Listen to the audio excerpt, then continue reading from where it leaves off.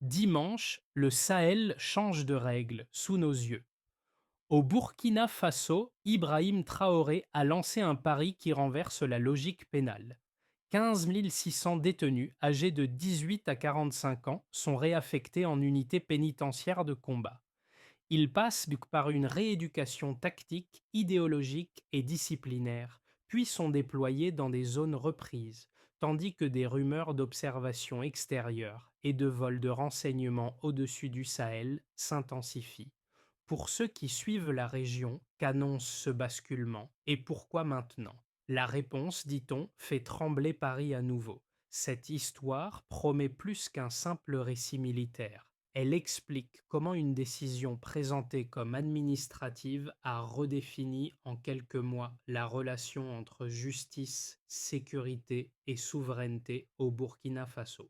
Le bénéfice pour le spectateur est clair. Comprendre en 10 minutes ce que beaucoup d'analyses fragmentées n'arrivent pas à relier. Au centre, Ibrahim Traoré n'apparaît pas seulement comme un chef d'État, mais comme l'initiateur d'un test grandeur nature, observé par ses voisins, scruté par les chancelleries et débattu dans les rédactions étrangères. L'enjeu dépasse son pays. Si ce modèle tient, il bouscule les cadres hérités de la lutte antiterroriste, de la gestion carcérale et même de l'aide sécuritaire internationale. Mais si l'expérience échoue, les risques sont tout aussi lourds. Militarisation de la pauvreté, fractures internes, réactions extérieures imprévisibles. C'est cette ligne de crête entre efficacité immédiate et conséquences de long terme que ce récit va explorer sans slogan ni prophétie, uniquement à partir des faits déjà visibles. La première surprise tient en un chiffre. En moins de 24 mois, plus de 90% du territoire burkinabé a été officiellement repris par l'État, selon les annonces relayées dans la région. Ce résultat ne découle ni d'un accord diplomatique ni d'un renfort étranger, mais d'un basculement interne assumé, impulsé sous Ibrahim Traoré, dans un contexte où le Sahel était encore décrit comme irrécupérable. Pour mesurer ce que cela signifie, il faut revenir en arrière. Pendant des années, le Burkina Faso a été traité comme une zone tampon. Assistance sécuritaire extérieure, drones, bases temporaires, puis retraits successifs. Le résultat observable était un vide. Des routes abandonnées, des villages désertés, une administration réduite à la capitale et des prisons pleines d'hommes enfermés pour des délits liés à la pauvreté plus qu'à l'idéologie. La mini-révélation est là. Le réservoir humain le plus proche de l'État n'était ni dans les casernes ni dans les partenariats internationaux, mais derrière les barreaux. Là où beaucoup voyaient un fardeau, Ibrahim Traoré a vu une variable stratégique ignorée. Cette lecture rompt avec le schéma classique qui sépare strictement justice pénale et défense nationale. Le contexte régional rend ce choix encore plus lisible. Au même moment, les forces occidentales réduisent leur présence visible tout en maintenant des capacités de surveillance. Les groupes armés, eux, se déplacent, exploitent les frontières poreuses et testent la résilience des communautés locales. Dans cet entre-deux, chaque État du Sahel cherche une solution qui ne dépende pas entièrement de l'extérieur. Ce qui commence alors au Burkina Faso n'est pas présenté comme une réforme idéologique, mais comme une réponse pragmatique à un manque de temps, de moyens et d'effectifs. La question ouverte depuis le début demeure. Cette réaffectation radicale des détenus en combattant est-elle un simple expédient ou le signal d'un changement durable de doctrine sécuritaire au Sahel? Sur le terrain, la transition ne se résume pas à des chiffres ou à des communiqués. Elle prend forme à travers des trajectoires individuelles utilisées comme indicateurs précoces de l'impact réel de la décision. Dans plusieurs localités proches de Ouagadougou et du Nord reconquis, d'anciens détenus deviennent des repères visibles, non parce qu'ils sont célébrés, mais parce qu'ils réapparaissent là où l'État avait disparu. Un premier cas revient souvent dans les récits locaux, celui d'hommes incarcérés pour des délits de mineurs, revenus dans leur région d'origine sous uniforme, chargés de sécuriser des axes qu'ils connaissaient depuis l'enfance. Cette proximité change la dynamique. Les habitants identifient les soldats, reconnaissent les familles et adaptent plus vite leur comportement, notamment pour la circulation des marchandises et l'accès au marché. Le personnage guide de cette phase reste toutefois Ibrahim Traoré, non pas comme figure distante, mais comme décideur qui assume publiquement la logique du test. Il présente ces unités comme temporaires mais décisives et insiste sur la discipline, la formation idéologique et l'encadrement militaire afin d'éviter une simple transposition du désordre carcéral vers le champ de bataille. L'impact précoce se mesure surtout dans les signaux faibles. Des villages réoccupés sans affrontement majeur. Des convois agricoles qui reprennent, protégés par des unités issues de la région même qu'elles traversent. Une perception nouvelle de l'autorité, moins associée à la peur immédiate qu'à une présence continue. Ces effets restent fragiles. Il ne prouve de pas encore la viabilité à long terme du modèle. Mais il déplace déjà la question centrale. Ce choix modifie-t-il réellement la relation entre l'État et ses citoyens armés ou ne fait-il que retarder un autre type de crise? L'activation commence par une rupture nette avec les routines administratives. Les ministères concernés reçoivent l'ordre de compiler en un temps réduit les profils de détenus incarcérés pour des faits liés à la survie économique, à la marginalisation sociale ou à des délits non idéologiques. Ce tri n'est pas présenté comme une amnistie. Il s'agit d'une réaffectation conditionnelle, assortie d'un encadrement militaire strict et d'un effacement temporaire du statut civil.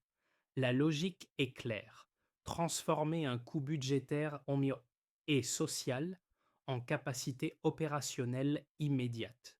Le point culminant survient lorsque la décision devient visible. Les portes s'ouvrent simultanément dans plusieurs centres pénitentiaires, des uniformes sont distribués et les premiers contingents sont dirigés vers des camps d'entraînement existants. Le chiffre circule rapidement, relayé puis discuté. 15 600 hommes âgés de 18 à 45 ans. L'ampleur surprend, y compris au sein de l'appareil d'État. Pour les observateurs extérieurs, ce volume suggère une planification en amont plutôt qu'un geste improvisé. À ce moment précis, Ibrahim Traoré assume publiquement le risque politique. Il cadre la mesure comme une nécessité imposée par la guerre asymétrique et par l'érosion des effectifs réguliers. Le message est double. À l'intérieur, il s'adresse à une population lassée des promesses non tenues. À l'extérieur, il signale que le pays ne compte plus attendre des solutions importées. Cette prise de parole marque la bascule entre une décision technique et un acte stratégique. Les répliques ne tardent pas. Sur le terrain, les nouvelles unités sont déployées prioritairement dans leur région d'origine. Cette affectation réduit les problèmes de reconnaissance du terrain et renforce la loyauté locale. Dans certaines zones, les incidents diminuent, les routes s'ouvrent à nouveau et les marchés reprennent une activité partielle. Ces effets sont encore hétérogènes mais suffisants pour modifier le climat général. En parallèle, les réactions internationales restent prudentes.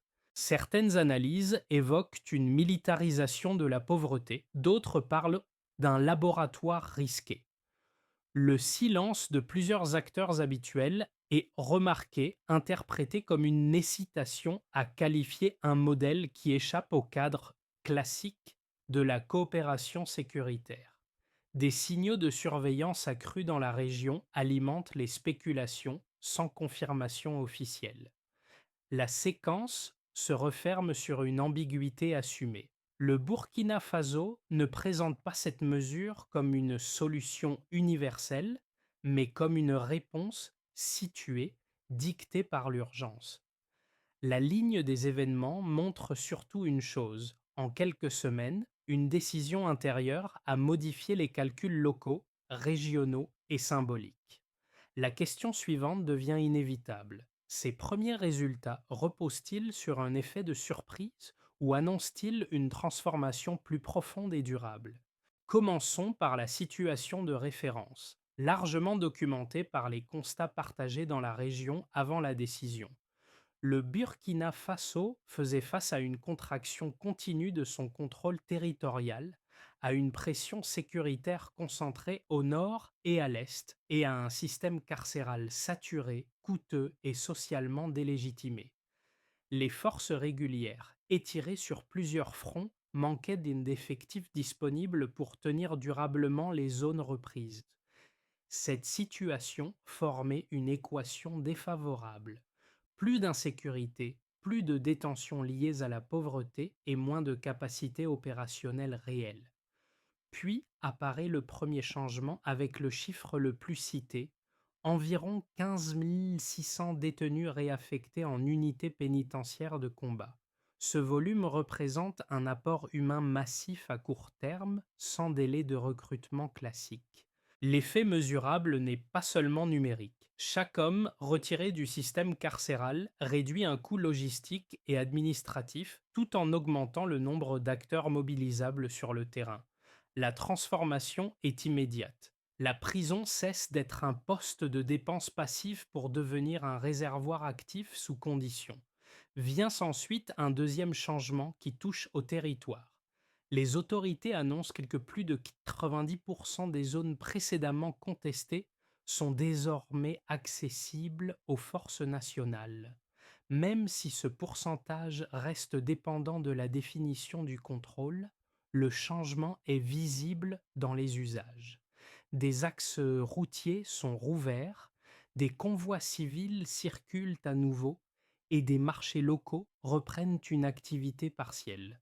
La corrélation temporelle entre le déploiement des nouvelles unités et ces évolutions alimente l'argument d'une efficacité tactique, au moins à court terme. Enfin, un troisième changement concerne la perception sociale.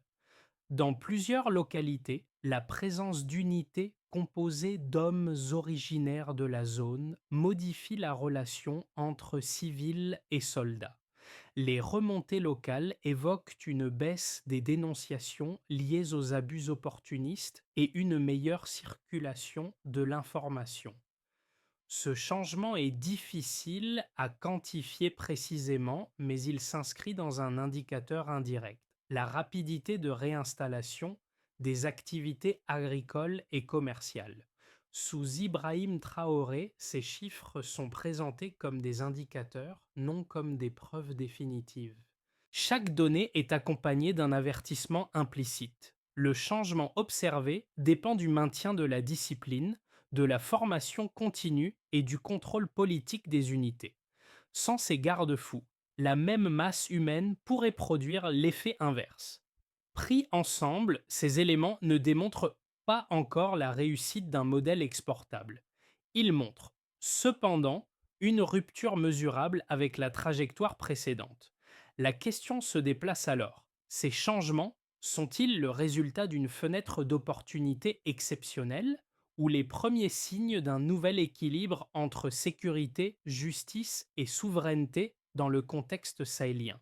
La première critique, formulée par des analystes extérieurs, est directe: transformer des détenus en combattants reviendrait à militariser la pauvreté. Selon cette lecture, l'État substituerait une obligation armée à une peine judiciaire, au risque de créer une force motivée davantage par la contrainte que par l'adhésion. Le danger évoqué est celui d'unités difficiles à contrôler, susceptibles de reproduire la violence ou de se retourner contre les civils une fois l'urgence passée. La deuxième critique concerne la durabilité. Des responsables sécuritaires soulignent qu'un gain rapide peut masquer une fragilité structurelle. Former, encadrer et discipliner un volume aussi important d'hommes demande des ressources constantes. Sans chaîne de commandement solide, sans suivi social et sans perspective de réintégration, l'effet positif initial pourrait s'éroder, laissant place à une instabilité nouvelle, cette fois armée et organisée. La réponse avancée par les autorités burkinabées s'appuie sur des éléments observables plutôt que sur des promesses. D'abord, l'intégration n'est pas présentée comme automatique ni définitive. Elle repose sur une sélection, une formation idéologique et un encadrement militaire identique à celui des forces régulières. Ensuite, l'affectation prioritaire dans les régions d'origine vise précisément à limiter les dérives opportunistes en exposant les combattants au regard direct de leur communauté. Sous Ibrahim Traoré, l'argument central est pragmatique. Dans une guerre asymétrique, l'inaction produit des coûts humains et territoriaux supérieurs au risque calculé de l'expérimentation. Les premiers mois montrent une amélioration localisée de la sécurité et une reprise d'activité civile, éléments utilisés pour répondre aux accusations de chaos imminent. Aucune des critiques n'est entièrement neutralisée, elles sont simplement déplacées dans le temps. Le débat ne porte plus sur la légitimité immédiate de la décision, mais sur sa capacité à rester maîtrisée. Cette confrontation d'arguments révèle surtout une tension classique. Faut-il juger une politique de sécurité à l'aune de ses intentions ou à celle de ses effets observables à court et moyen terme? Le point de bascule apparaît lorsque l'on cesse de lire cette décision uniquement à travers le prisme carcéral. À mi-parcours, il devient clair que l'intégration des unités pénitentiaires s'inscrit dans une reconfiguration plus large de la doctrine sécuritaire. Sous Ibrahim Traoré, la prison n'est plus conçue comme une fin du parcours social, mais comme un espace transitoire pouvant être redirigé vers un objectif collectif sous conditions strictes. Cette révélation change la lecture des événements précédents. La libération encadrée n'est pas un geste isolé, mais une pièce d'un ensemble qui inclut formation idéologique, redéploiement territorial et recentrage de l'autorité sur des acteurs locaux.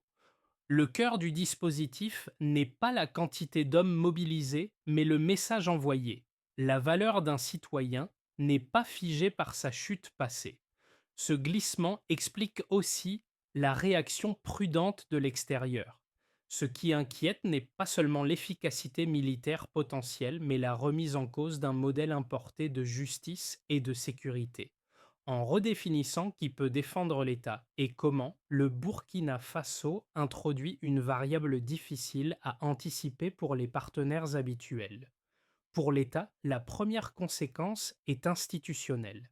La décision crée un précédent. La sécurité nationale n'est plus exclusivement liée aux forces régulières ou aux partenariats extérieurs.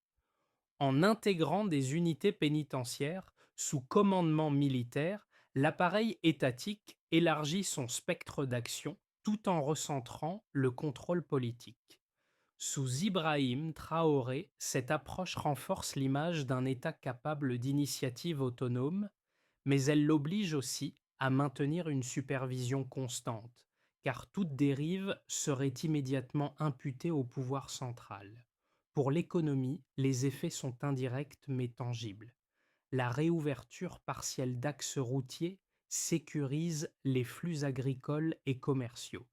Des marchés locaux reprennent une activité minimale, réduisant la dépendance à l'aide d'urgence. Cette stabilisation reste fragile, mais elle modifie les anticipations.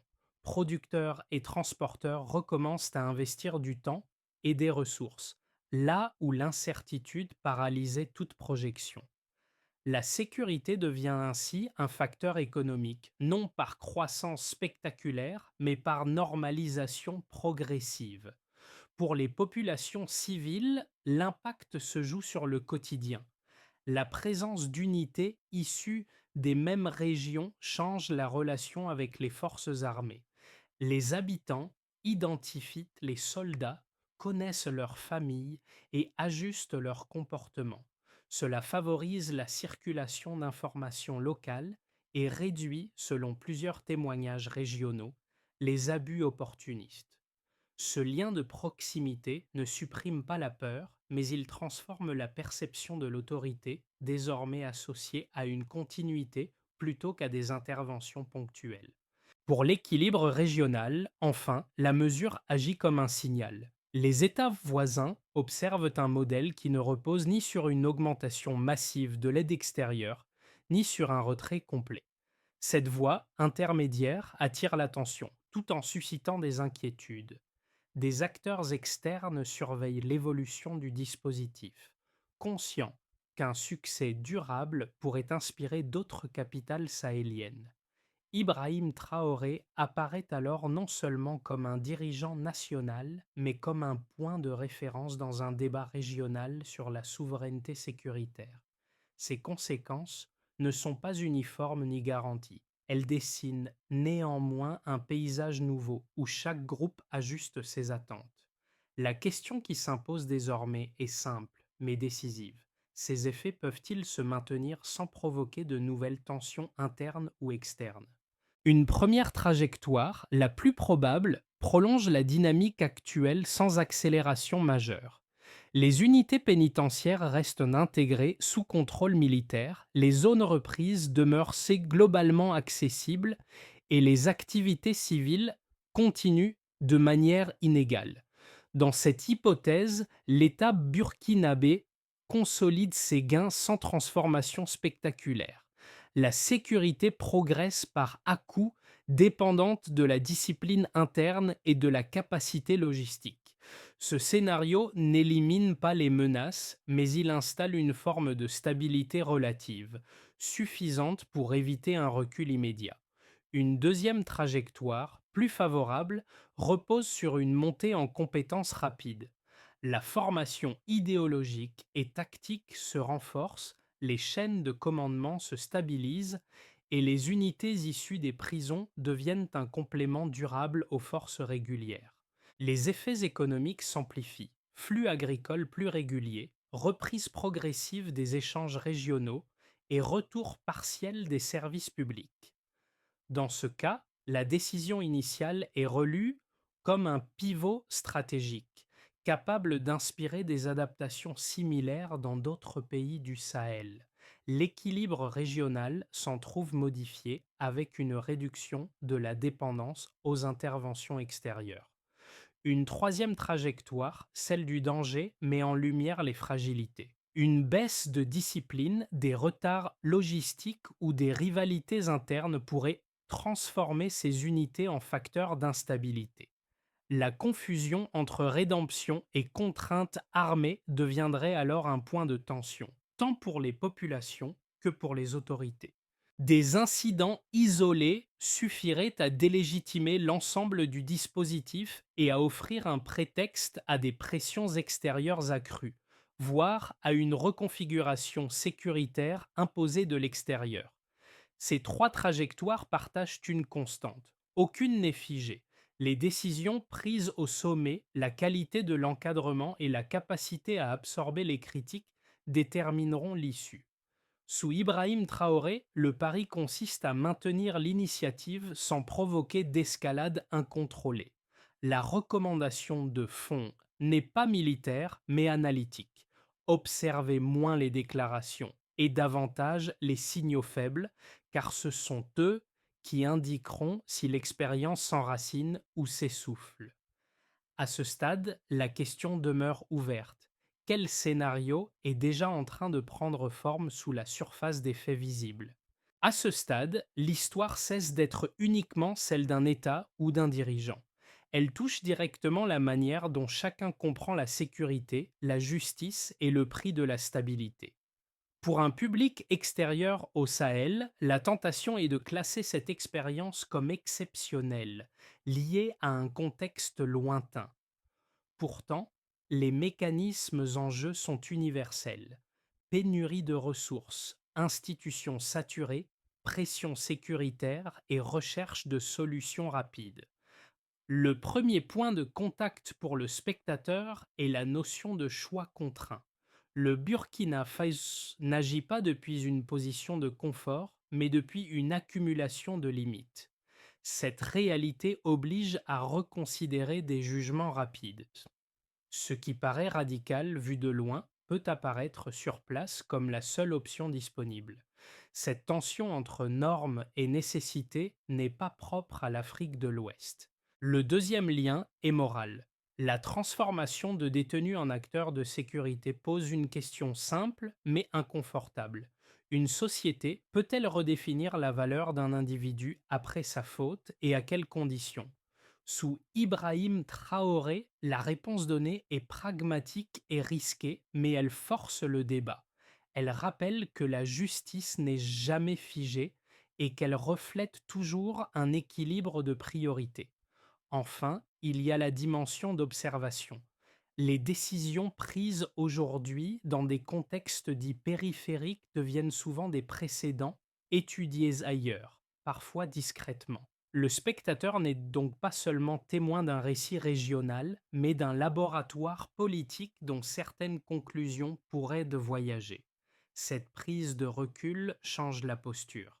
Il ne s'agit plus de soutenir ou de condamner, mais de comprendre ce qui fonctionne, ce qui déraille et pourquoi. La question finale de cette partie est volontairement personnelle. Face à une crise prolongée, quelles lignes seriez-vous prêt à déplacer et lesquelles refuseriez-vous de franchir même sous pression? La poursuite de cette expérience repose sur une feuille de route implicite, déjà esquissée par les choix observables. La première étape concerne le commandement. Les unités pénitentiaires ne peuvent fonctionner que si leur chaîne hiérarchique reste clairement intégrée aux forces régulières, avec des responsabilités identifiées et des sanctions effectives en cas d'écart. Sans cette clarté, le gain initial se dissiperait rapidement. La deuxième étape touche à la formation continue. L'entraînement initial ne suffit pas. Il doit être prolongé par des modules réguliers mêlant discipline militaire, règles d'engagement et rappels idéologiques, afin d'éviter la dérive vers une logique de milice. Cette continuité chez Kennedy est présentée comme un investissement moins coûteux que la reconstitution permanente d'unités démoralisées ou désorganisées. La troisième étape concerne la réintégration future. Même si le dispositif est pensé comme une réponse à l'urgence, il suppose une sortie. Des mécanismes doivent être prévus pour transformer le service rendu en statut civil stabilisé, que ce soit par l'intégration durable dans les forces armées ou par un retour encadré à la vie économique. Sans horizon clair, la promesse de rédemption perdrait sa crédibilité. La quatrième étape relève du contrôle politique et social. Sous Ibrahim Traoré, la communication insiste sur la transparence minimale et sur l'évaluation progressive des résultats. Ce suivi conditionne la légitimité interne et limite les critiques externes. Chaque succès ou incident devient un test de cohérence. Cette feuille de route ne garantit pas le succès. Elle définit seulement les conditions nécessaires pour éviter l'échec rapide. Elle ramène aussi le débat à sa racine. La stabilité ne dépend pas d'une mesure isolée, mais de la capacité à l'inscrire dans une trajectoire maîtrisée. La question ouverte reste entière. Ces conditions peuvent-elles être tenues sur la durée ou seront-elles sacrifiées sous la pression du temps et des menaces? Le récit revient alors à l'image qui traversait les premières scènes. Des hommes autrefois invisibles réapparaissant là où l'État s'était effacé. Ce rappel n'est pas symbolique par hasard. Il résume le cœur de l'expérience menée sous Ibrahim Traoré. Déplacer la frontière entre exclusion et utilité, entre faute passée et rôle présent. La transformation n'est ni propre ni confortable, mais elle est lisible dans les gestes quotidiens, dans les routes rouvertes, dans les villages qui respirent à nouveau. Ce retour au point de départ souligne aussi la fragilité de l'ensemble. Ce qui a été reconstruit peut se déliter. La dignité restaurée peut se perdre si la discipline cède, si l'objectif collectif se dilue ou si la violence reprend le dessus. C'est là que se joue la tension la plus profonde. La rédemption n'est jamais acquise, elle se maintient par des choix répétés. Sous Ibrahim Traoré, le pari consiste à maintenir ce fil tendu sans le rompre par excès de confiance ou par renoncement. La force du dispositif ne réside pas seulement dans les armes, mais dans la cohérence entre discours, encadrement et résultats visibles. La phrase qui s'impose alors est simple, presque sèche. Une nation ne se juge pas à ses intentions, mais à ce qu'elle parvient à transformer sans se renier. Reste à savoir si cette cohérence tiendra lorsque l'attention se déplacera et que l'urgence semblera moins immédiate. La conclusion de ce parcours ne cherche pas à fermer le débat, mais à l'ouvrir autrement. Ce qui se joue au Burkina Faso dépasse un choix tactique ou un nom propre. Cela interroge la manière dont une société, confrontée à une crise prolongée, redéfinit ses priorités et accepte de déplacer ses propres lignes rouges. Sous Ibrahim Traoré, l'expérience observée n'est ni un modèle prêt à l'emploi, ni une anomalie isolée. Elle est un signal adressé aux partenaires extérieurs, habitués à penser la sécurité depuis l'extérieur, un signal envoyé aux sociétés voisines, qui affrontent des contraintes similaires avec des marges de manœuvre limitées, et un signal enfin pour les citoyens eux-mêmes invités à repenser le lien entre responsabilité individuelle et destin collectif. L'appel ici n'est pas à l'adhésion ni au rejet automatique, il est à la discussion informée. Observer les faits, suivre les évolutions, comparer les discours aux effets réels. C'est dans cette vigilance que se joue la compréhension de ce moment. La question finale reste volontairement ouverte. Lorsque les cadres hérités ne fonctionnent plus, jusqu'où une société peut-elle aller pour se réinventer sans perdre ce qu'elle cherche précisément à défendre?